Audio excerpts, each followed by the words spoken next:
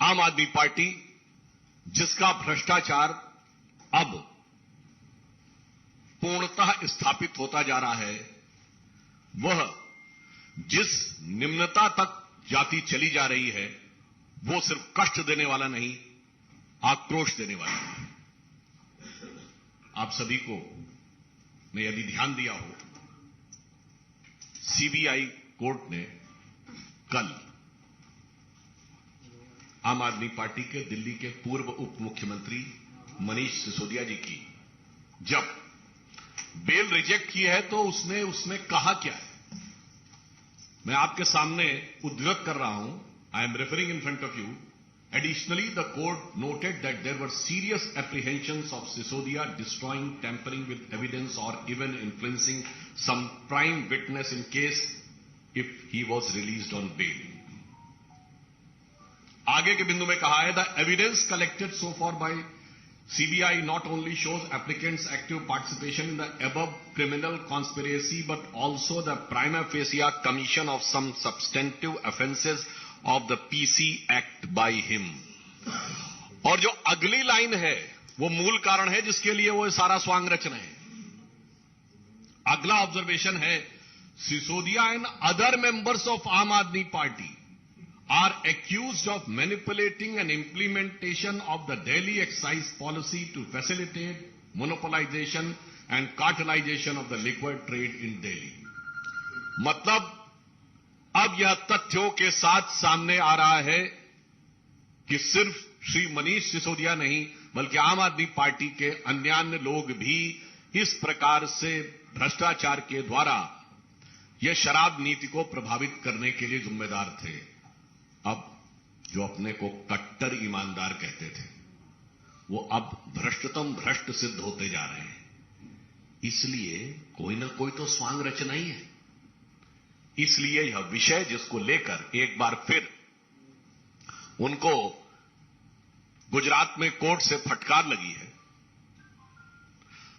जो कि उनकी प्रवृत्ति के अनुरूप भी है। ये ऐसे व्यक्ति हैं जो एक नहीं अनेक बार कोर्ट के द्वारा डांट फटकार पा चुके हैं, माफी मांग चुके हैं। इसलिए विषय प्रधानमंत्री जी की डिग्री का नहीं था, विषय तो इनके भ्रष्टाचार का था।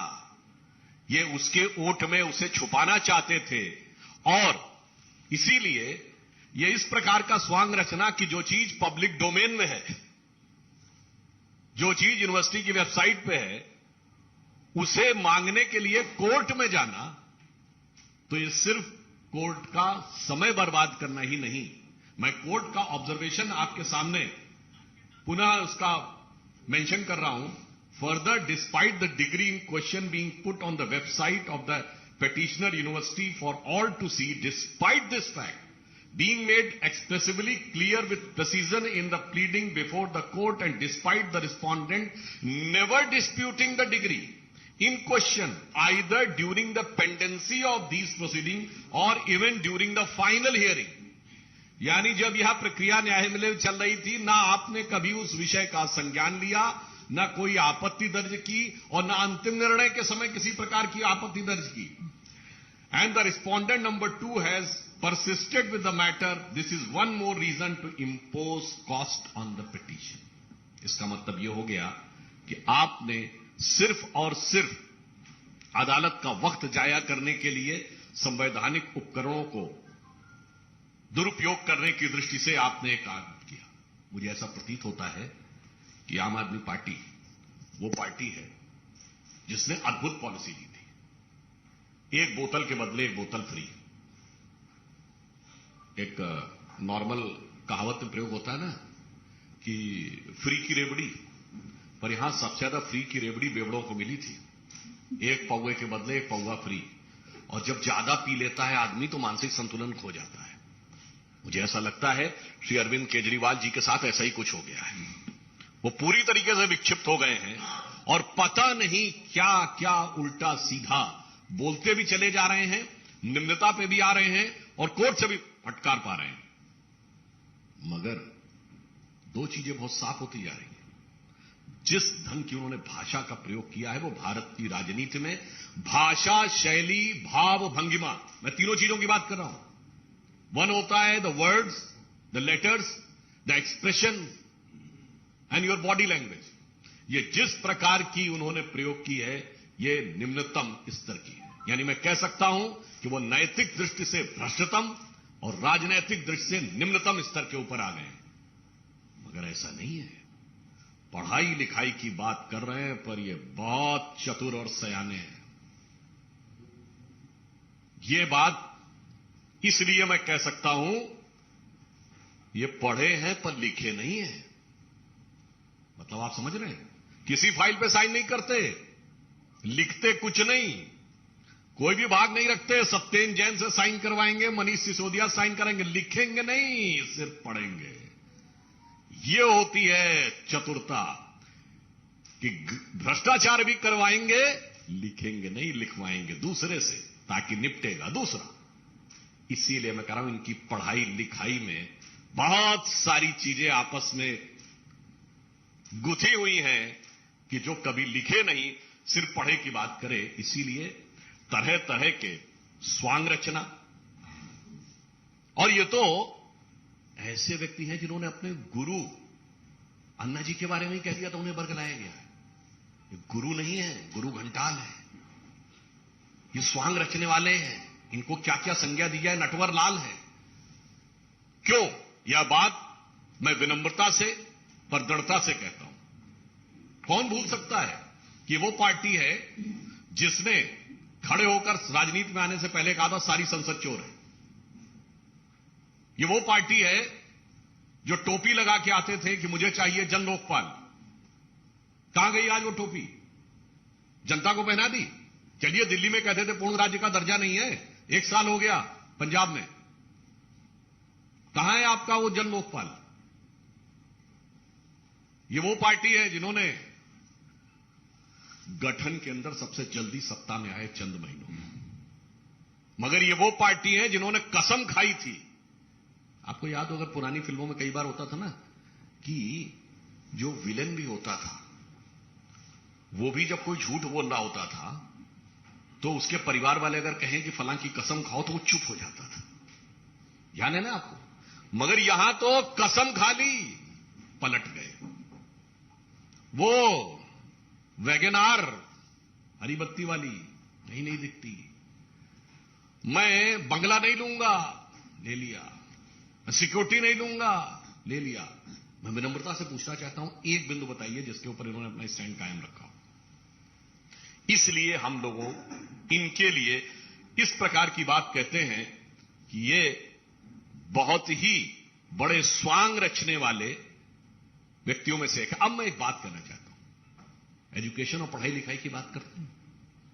ये वही व्यक्ति है ना, तो आईआईटी ग्रेजुएट हैं। याद करिए, जब देश में कोविड की सेकेंड लहर चरम पे थी, क्या बोले थे कि वैक्सीन सारी कंपनियों को क्यों नहीं दे देते, सब बनाने वैक्सीन का फॉर्मूला दे दे, बोले थे कि नहीं?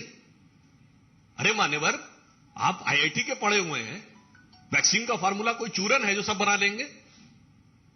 सब बनाने के अधिकृत हैं। अगर ऐसा ही होता तो उसी समय में अमेरिका जैसे देश ने पैरासिटामोल भारत से आयात की है। पैरासिटामोल जैसी फंडामेंटल तो वो आराम से मंगा सकते थे। ये होता है बरगलाना। ये वो पार्टी है जिसने अप्रैल 2021 में आकर, पढ़े लिखे होने की बात करते हैं ना, ये कहा कि बच्चों का वैक्सीन हमने विदेश भेज दिया, जबकि अप्रैल 2021 तक भारत तो क्या दुनिया में बच्चों का कोई वैक्सीन नहीं बना था। और किस मुद्दे के ऊपर? क्योंकि मेयर्स कॉन्फ्रेंस में चीफ मिनिस्टर के रूप में जाना चाहते थे। ऐसा नहीं है, ये पढ़े लिखे, जरूरत से ज्यादा पढ़े लिखे हैं। जिसे हम लोगों की तरफ एक कहा जाता है ना कि कुछ लोग ऐसे होते हैं, ज्यादा पढ़ लिख जाएं तो वो प्रबुद्ध मूड हो जाते हैं। कहावत होती है ना, ज्यादा सयाना कौवा, आप अपने आप समझ सकते हैं। मैं किसी के प्रति शाब्दिक न लिया जाए, इसको मैं केवल इस दृष्टि से कह रहा हूं कि इसका अर्थ क्या है। बहुत समझदार हैं, बहुत चतुराई के साथ, बहुत चालाकी के साथ राजनीति को किस ढंग से निम्नता पर ले जाने का यह प्रयास कर रहे हैं। इस कारण से हम लोगों के मन में इस विषय पर आक्रोश है और हम साफ यह पूछना चाहते हैं कि केजरीवाल जी, आप इधर उधर की बात मत करिए। आप ये बताइए कि आप देश के इतिहास की पहली पार्टी हैं जिनके मंत्रियों ने जेल से रहकर सरकार चलाई है। 7 लोगों के मंत्रिमंडल में 2 लोग जेल में, और भिन्न भिन्न आरोपों में पिछले 8-10 वर्षों में कितने ही मंत्री इनके बर्खास्त हो जेल में जा चुके हैं। और उसके बाद जिस प्रकार के व्यक्तिगत आक्षेप की भाषा आप प्रयोग करते हैं प्रधानमंत्री श्री नरेंद्र मोदी जी के लिए, तो मैं यह पंक्ति कहना चाहूंगा उनके लिए कि ध्यान से सुनिए। बहुत बड़बोले आप होंगे, मगर बड़बोलेपन से कुछ हासिल नहीं होने वाला। बहुत निम्नतम स्तर तक आ रहे हैं, ना उस निम्नता से कुछ हासिल होने वाला। बहुत निर्लज्जता आप दिखा रहे हैं, ना निर्लज्जता से कुछ हासिल होने वाला। रहीमदास का दोहा है, बड़े बड़ाई ना करें, बड़े न बोलें बोल, रहीमन हीरा कब कहे लाख टका मेरा मोल।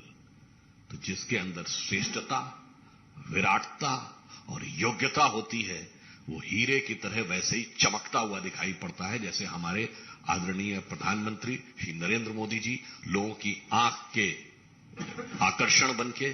और ये वो है, इनके लिए क्या युक्ति लागू होती है। संस्कृत का एक सुभाषित है, यस्य नास्ति स्वयं प्रज्ञा शास्त्रम तस्य करोति किम, लोचनाभ्याम विहीनस्य दर्पणम किम करिष्यति। इसका मतलब होता है, जो इन्होंने डिग्री की बात कही उसके ऊपर कहना चाहता हूं, जिसकी अपनी बुद्धि ना हो या बुद्धि कुंद हो गई हो,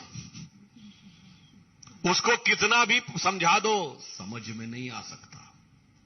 वैसे ही जैसे जिसकी आंखें बंद हो या आंखें ना हो, कितना भी दर्पण दिखाइए उसे कुछ दिखाई नहीं पड़ सकता।